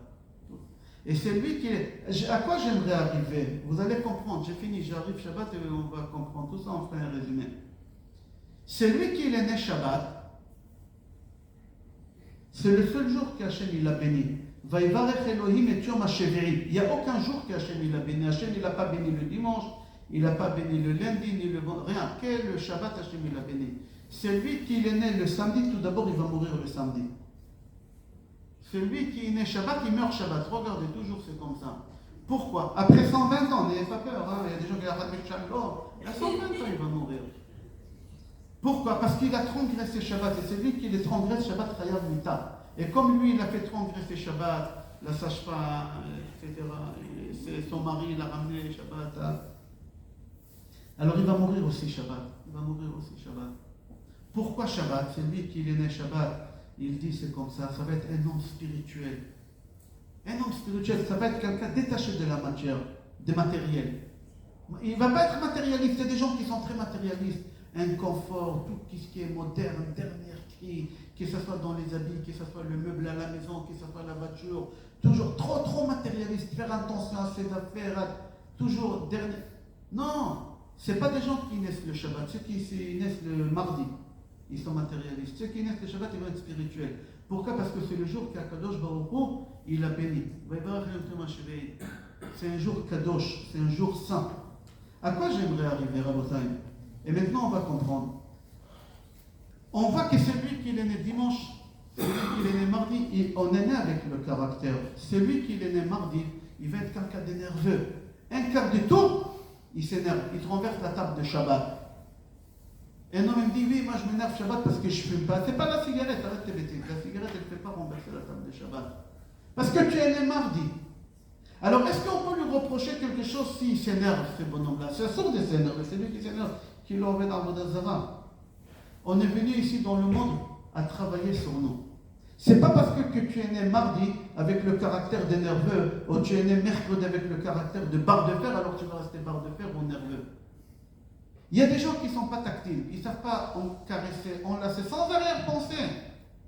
Tu es obligé d'enlacer, caresser ta femme, de lui dire de mots gentils. Il y a des gens qui disent, moi, je n'ai pas l'habitude, je n'ai pas vu ça chez mes parents. Bon, moi aussi, je n'ai pas vu ça chez mes parents, mais je fais un travail sur moi. Une femme, elle meurt à cause de son mari. Certes, tu es né avec ton caractère. Certes, tu as ramené des défauts de chez tes parents parce que tu n'as pas vu ton père faire à ta mère des cadeaux, etc. Ça ramène des maladies, ces choses-là. Domine la pensée. Mais tu es né dans un jour qui te ramène la rama, qui te ramène l'angoisse, un jour que tu es malade. Tu dois travailler. Tu ne peux pas dire à quelqu'un qu'il est né Shabbat, toi, c'est un vrai religieux, c'est un tzaddik. Il n'est pas tzaddik, il est né comme ça. Il n'a pas besoin de fournir des efforts. C'est lui qui est né mardi et qui fait une mitzvah, lui tu dois dire c'est un tzaddik, parce que lui il est né le contraire de celui qui est né le samedi. Alors à qui tu dois dire il est bon? Pas celui qui est né Shabbat, il est né comme ça. Alors on n'a pas besoin de l'applaudir, c'est son caractère. Mais tu dois applaudir quelqu'un qui travaille sur son caractère. Lui tu dois l'applaudir. Nous on est tous aujourd'hui, on a un caractère d'être triste. On a ce caractère. Pourquoi? Parce qu'Akadosh Baruch Hu nous a créé de la terre. C'est quoi qui a afaratabé la afartachou? Hachem il a créé de la terre, alors la terre elle est tirée vers le bas. Alors on est toujours tiré vers le bas. C'est quoi le bas? Vers l'anxiété, vers la peur, vers la tristesse, vers le pleur. On pleure plus. Les hommes qui jamais ils ont pleuré aujourd'hui, ils pleurent très souvent. On dirait un féministe. Il n'est pas féministe aujourd'hui, c'est comme ça. Alors les gens ils vont chercher le bonheur chez une autre femme. Qu'est-ce que tu as? Tu as le bonheur avec ta femme. Tu as vu la femme que tu as à la maison? Tu as vu comment elle est belle? Tu as vu comment elle est agréable? Tu as vu comment elle est gentille? Non, je cherche ailleurs. Pourquoi? Parce que tu as un problème, alors tu cherches ailleurs. C'est pas elle le problème et c'est pas elle le bonheur, c'est pas l'autre. Il y a des gens qui vont chercher dans l'alcool. Alors ils traînent à la synagogue, je sais pas, il y a qui douche. Vraiment qui douche. Ils rentrent 3 quarts bourrés à la maison. Arrête, c'est sourd. Où c'est marqué qu'il faut rentrer, qu'il faut se saouler? Même à Purim, c'est sourd. Adelo Yada, Ben Aru Raman, Baruch Mordechai, c'est quoi? Dans la halakha, c'est marqué, va dormir. Mais pas boire. Il faut boire pour le plaisir, pour être bien. Mais pas arriver à ce stade-là, c'est sourd. Travaille sur toi. Tu as des pulsions, tu as des problèmes. N'y va pas chercher. Il y a des gens qui vont à casino à Anga là-bas, ils dépensent de l'argent, des choses comme ça. J'entends des gens de la folie, les enfants ils meurent des fois à la maison, la femme dit mon mari, quelqu'un a sorti tout l'argent et tout son salaire il va dans le casino à Anga. Va là-bas à Anga, tu vas les voir. Une fois j'étais là-bas pour attendre quelqu'un, sa femme elle m'a dit il est en route là-bas. Alors j'étais pour l'attendre là devant la porte. Il n'y a pas longtemps, il y a 2 semaines comme ça. Pour lui dire, c'est quoi cette chose-là? Il cherche le bonheur. J'ai des problèmes, j'ai des soucis, je me relaxe ici. Oui, tu te relaxes ici et ta femme est en train de pleurer à la maison. C'est assourd. Rav Moshe Feinstein, il est posé Kalacha. Dans Orach Chaim, je ne sais pas si vous avez connu Rav Moshe Feinstein, il est décédé il y a à peu près 25 ans. J'ai eu la chance de le connaître. C'était le pilier du monde. Lui, Rav Moshe Feinstein, il est posé Kalacha, il dit, si tu as l'habitude de tous les matins, de te lever, d'aller à la synagogue, tous les matins, et tu fais Shachrit Banet, il n'y a pas mieux que ça, Banet, et tu mets 2 tefilines en même temps, un matin tu te lèves et tu vois que ta femme elle est au lit encore. Et tu lui dis, qu'est-ce qu'il y a dans l'oreille? Elle te dit, j'ai une migraine, je ne peux pas bouger. Tu dis, bon, allez, bon courage, je dois aller prier. C'est assaut. Tu restes à la maison, tu ne fais pas la tefila, tu n'as pas de tefilin, tu es conseillé les posés Kalacha, c'est pas mort, moi je sais pas acheter. Et il dit, tu ne vas pas à la synagogue. Tu dois rester aider ta femme. Mais la prière, c'est pas grave. Toute la Torah, elle est secondaire par rapport à ta femme et par rapport à la Emouna. C'est marqué, David Amelech, il dit dans Tilim, Kol mitzvotecha Emouna. Tous les mitzvot, Shabbat, Kashrut, Mezuzah, Tfilin, c'est secondaire par rapport à la Emouna. Si tu as Shabbat, Tfilin, la barbe, le chapeau, mais tu n'as pas la Emouna, tu es un goy. Hachem ne va pas regarder toutes tes connaissances, la bibliothèque que tu as dans ta tête, c'est pas ça qui se Hachem. Hachem va regarder ta femme comment elle était. La grandeur de l'homme, c'est pas par rapport à la connaissance, c'est pas par rapport à le savoir qu'il a dans la tête. La grandeur d'un homme, c'est par rapport à sa femme, comment elle est. Korot shel Adam me'idim alav. La Gemara dit, grâce à qui tu vas rentrer au Gan Eden? Tu sais qui va te laisser rentrer? J'ai fini dans 2 minutes. Qui va te faire rentrer au Gan Eden? Vous savez? Ta femme. Tu crois que tu te débarrasses de ta femme, elle est morte, toi tu es mort, c'est fini? Pas du tout. Elle va dire si tu vas rentrer en enfer, elle va se venger de toi là-bas. C'est marqué noir sur blanc dans le Marak Tubot. Korot shel Adam me'idim alav be'olam ha'emet. Korot, c'est la poutre. Vous voyez, il y a des poutres et il y a la poutre principale. Et la poutre principale qu'elle fait tenir la maison, c'est qui? C'est la femme. Tu peux avoir la plus belle maison, mais s'il n'y a pas une femme, c'est l'endroit le plus horrible qui peut être au monde. Une maison sans femme, c'est horrible. Alors la poutre, celle qu'elle fait vivre, tenir la maison, c'est la femme. Alors la poutre de la maison, elle va témoigner sur toi. Hachem, il va demander à ta femme, il était agréable, il était gentil, il était tactile, sans arrière-pensée, il t'a fait des compliments. Si ta femme, elle va dire oui, tu rentres au Gan Eden.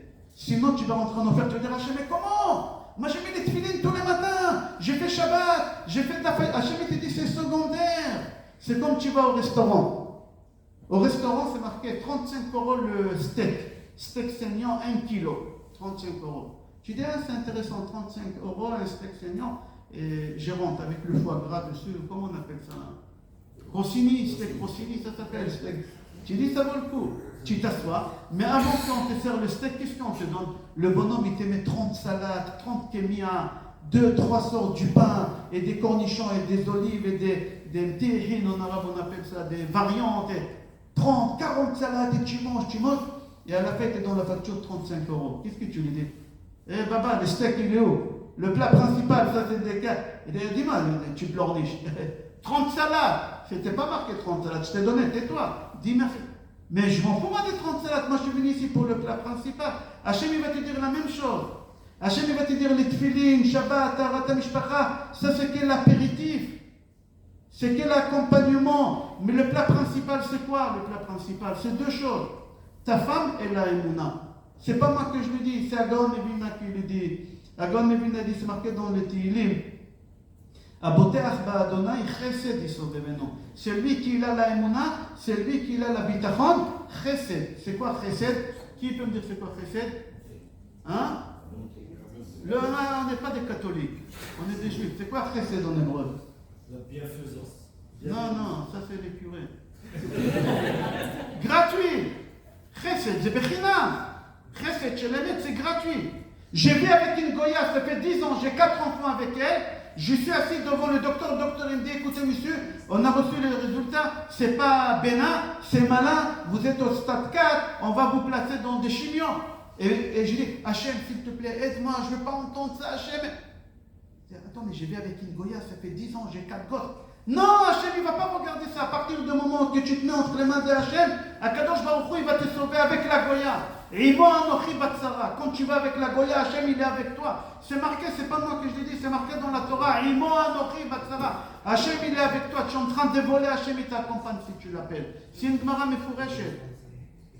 Ganda b'machtara ikri kucha. Un voleur, au moment qu'il vole, il fait le code, il a peur que la police. Il prie Hachem, aide-moi que la police elle est occupée avec la neige. Hachem, il va l'aider, la police elle va être occupée avec la neige. Parce que tu m'as appelé, mais je suis en train de faire un péché. C'est pas grave, tu m'as appelé, je suis obligé d'être là. Toute la Torah c'est important, mais c'est secondaire par rapport à ta femme et par rapport à la Emouna. C'est pas moi que je le dis, c'est David Amelech qui dit noir sur blanc. Aboter ba Adonai chesed isorevenu, celui qui se met entre les mains de Hachem, il aura de chesed gratuit. Nous on est sortis d'Égypte. On avait quoi? On n'avait rien du tout, aucune mitzvah. Ve'at Aaron, rien. Aaron, on était nuls des mitzvot, aucune mitzvah. Et Hachem nous a fait sortir. Pourquoi? Parce qu'on avait la Emouna. Gratuit. Personne n'a été circoncis. À part la tribu des Lévites, personne, aucun juif, il a été circoncis. Et comment Hachem nous a fait sortir? Parce qu'on avait la Emouna. Quand tu as la Emouna, Hachem, même si tu es en plein péché, peu importe ton niveau de spiritualité, tu n'es pas de filine, tu n'as pas de mezuzot, tu n'as pas de culte familial, parce que tu m'as appelé, je suis obligé d'être là. Je n'ai pas le choix, je ne veux pas, mais je suis obligé d'être là. Et moi, Anochi Batsara, il y a deux équipes de football, il y a PSG contre OM. Toi, tu joues avec OM, Hachem, il te dit, moi, je suis avec ton équipe, moi, je ne suis pas contre toi. Il y a des gens qui disent, Hachem il est contre moi, Hachem il me fait que des problèmes, il m'a donné une femme dure, il m'a donné un enfant T21, il m'a donné une belle-mère casse-pied, il m'a donné... Arrête de te plaindre, Hachem il est avec toi, c'est que pour ton bien. Arrête, réfléchis un peu, arrête de te plaindre. Il y a deux choses dans la vie qui peuvent t'ouvrir la porte. Aboter Badona et Chesed Israël, si tu te mets entre les mains d'Hachem, il y a quelques Chesed. Chante, tape des mains, parle avec Hachem, fille, beau des doutes. Tu vas voir, la vie elle va être haute, la vie elle est belle, Hachem il n'est pas méchant. En Yored Min Hashamayim, il n'y a pas du mal qui vient d'Hachem, que des bonnes choses. Hachem il t'évite un chignon, Chad Veshalom. Hachem il t'évite Chad Veshalom, un dialyse, Chad Veshalom. Akadosh Baruch Hu il t'évite quelque chose qu'on va t'amputer, Chad Veshalom, d'un bras ou d'une jambe, Chad Veshalom, à cause d'un diabète, Chad Veshalom. Akadosh Baruch Hu il t'évite le problème que tu as, c'est le bonheur que tu as. Le vrai problème, c'est pas ici, c'est là-bas. C'est là-bas le vrai problème. C'est pas ici. Deuxième chose, ta femme, si elle est heureuse. Si tu rentres à la maison avec une tête grimace, moi personnellement, j'avoue, j'ai dit ça dans ma synagogue, il peut vous confirmer. Il y a des gens qui viennent chez moi à la synagogue. Moi, tous les soirs, quand je rentre chez moi à la maison, du collège à la maison, c'est pas loin. Et j'ai pris à Kadosh Baruch Hu que je rentre à la maison chez Shema Tov, Réarto, et des Bourim Tovim. Je rentre à la maison, que ma femme elle m'annonce qu'il y a des bonnes nouvelles, que je sens qu'il y a des bonnes odeurs, qu'elle a cuisiné, qu'elle a préparé, que ça soit chaleureux. Je parle avec Hachem, je rentre à la maison, Baruch Hachem, c'est le Ganel. Mais les jours que j'oublie, waouh, je rentre, il y a ma belle-mère qui est loin temps. Parlez avec Hachem, il te doute, parlez avec Hachem, vous allez voir, tout il va avancer. La vie elle est belle, la vie elle est belle. Il n'y a pas du mal, Hachem il n'est pas méchant. En Yored Min Hashamayim. Non, ma belle-mère elle est décédée il y a longtemps, la pauvre. Mais je parle toujours de belle-mère, c'est pour réveiller les gens qui dorment. C'est pour faire rire les gens. Mais croyez-moi, ma belle-mère elle a vécu chez moi 30 ans. 30 ans. Mon beau-père il est décédé 7 jours avant mon mariage. Ma femme elle s'est mariée avec moi quand elle était en deuil. Alors j'ai pris ma belle-mère chez moi depuis qu'on s'est marié jusqu'à qu'elle est morte, 30 ans. Baruch Hashem. J'ai eu du mérite, une belle-mère très gentille, Baruch Hashem. Jamais elle s'est mêlée de rien. Je vous souhaite tous une belle-mère comme la mienne. Baruch Hashem. Rabotai, voilà, on a fini. Je remercie aux personnes qui ont organisé. J'espère que ça a été compréhensible. Il faut dominer la force. Soyez dans la simcha. Il n'y a pas de problème, il n'y a pas de soucis, il n'y a pas de maladies. Tout c'est lui qui fait comment prendre sa femme et la mettre sur un stèle. Ah, les hommes, on parlera une autre fois des hommes. Monsieur le Président, vous m'invitez une deuxième fois, on parlera des hommes. La simcha, Be'ezrat Hashem. Avec la simcha, qui simcha tetzion. Avec la simcha, vous allez vous en sortir de toutes les maladies. Moi, je peux vous ramener des témoignages tous les jours. Je reçois des gens, des personnes qui ont guéri des maladies, qui étaient dans des soins palliatifs, qui est la médecine traditionnelle. Elle a baissé les bras. Ils ont guéri. Ils ont vu que le docteur, il est mort. Et vous avez connu Gainsbourg. Vous vous rappelez de Gainsbourg? Il fumait les gitanes. Le docteur, il a dit, il vous reste encore 3 ans. Il a dit, moi, j'ai vu encore 30 ans. Lui, il est mort après 1 an et demi, mon docteur. Comme ça, il disait Gainsbourg. Vous vous rappelez de lui? Laissez Akadosh Baruch Hu, il est là, tout entre les mains d'Akadosh Baruch Hu, soyez dans la simcha, tapez des mains. N'ayez pas peur de rien du tout, ni d'un contrôle fiscal, ni de l'ordre des médecins, ni de l'ordre des personnes. Mais rigolez, Akadosh Baruch Hu, il va rigoler. La vie, c'est un miroir. Rabotai, je ne fais pas des affaires, je ne gagne pas un centime. J'ai ramené ici, j'ai écrit Baruch Hashem 20 livres, 21 livres. Il y en a un qui va sortir Baruch Hashem dans un mois. Il y a la vie après la mort. Il y a. Qu'est-ce que tu as ramené? Une âme, une vie. C'est lui qui veut savoir où ses parents, après 120 ans, ils sont partis, qu'est-ce qui se passe, etc. Il y a une âme, une vie. Il y a réussir son couple aussi. Tu as Oui, ramené une âme, une vie, 2 et mon cœur. Oui. Réussir son couple. Oui. Il y a réussir son couple. C'est lui qui veut sauver son couple. Il n'y a pas d'âge pour sauver son couple. Abraham Avinu, il était marié avec sa femme 75 ans. À l'âge de 99 ans, il y a des anges qui sont venus chez lui à la maison et il lui a dit Aye Sarah Ishtecha. Kosi Shorot et ça. Et ça, Aye Sarah Ishtecha. C'est quoi Aye Sarah Ishtecha? Rashi, il dit sur place. Abraham Avinu, il avait un problème, il ne savait pas enlacer sa femme. Il était pudique, il ne savait pas caresser sa femme. Il ne savait pas dire des mots gentils à sa femme. Regardez, c'est marqué dans le Midrash. Les malachim, ils sont venus et lui disent Baba, avec toute ta grandeur, le père de la nation juive, tu ne sais pas enlacer, caresser, dire des mots gentils à ta femme. À 99 ans, après 75 ans de mariage, Nokra, après 40 ans, tout est acquis, je peux rôter devant ma femme, je peux manger devant elle avec la bouche ouverte, rien du tout, ça va la dégoûter. Il y a des hommes qui me disent du jour au lendemain, ma femme elle a quinquin, je suis sûr. Je dis quoi? Il n'y a pas de jour au lendemain. Tu es sorti de la salle de bain, tu n'as pas rincé, tu as laissé la mousse avec des poils. Ça l'a dégoûté, tu as laissé tes sockets, tes slips, tu as laissé les toilettes avec des taches, tu es sorti. Ça l'a dégoûté, doucement, doucement, il n'y a pas de jour au lendemain, ça n'existe pas. Rabotai, Bokertov, j'espère que tu vas bien. Il ne reste pas beaucoup, je crois, il reste là-bas. Celui qui prend, on a fait plusieurs fois d'éditions, il ne reste pas beaucoup. Vous pouvez acheter ça de l'argent de Maaser. Pourquoi? Moi, je ne prends pas un centime. Même le Bible Europe, c'est lui qui l'imprime. L'imprimeur. On fait sortir encore des autres Bezrat Hashem là. Alors on peut acheter par Maaser et on peut acheter pour offrir cadeau Bezrat Hashem. Je vous souhaite Shabbat Shalom, Bracha Ve'atzlacha. S'il y a quelqu'un qui veut faire Kaddish al Israël, Rabbi Hanana ben Akash Omer HaKadosh Baruch Hu Israël. לפיכך הרבה להם תורה מצוות שנאמר אדוני חפץ בן זה תועלת. Merci beaucoup à comment tu t'appelles? Chaim et sa femme. Madame, merci beaucoup. Merci au président, au trésorier. Il est là, le trésorier? Il n'est pas venu? Qui va me payer? Je rigole. Rabbi Hanana ben Akash Omer HaKadosh Baruch Hu Israël. לפיכך הרבה להם תורה מצוות שנאמר אדוני חפץ בן זה תזכור. יגדיל תורה ויאדיר. Allez, Kaddish.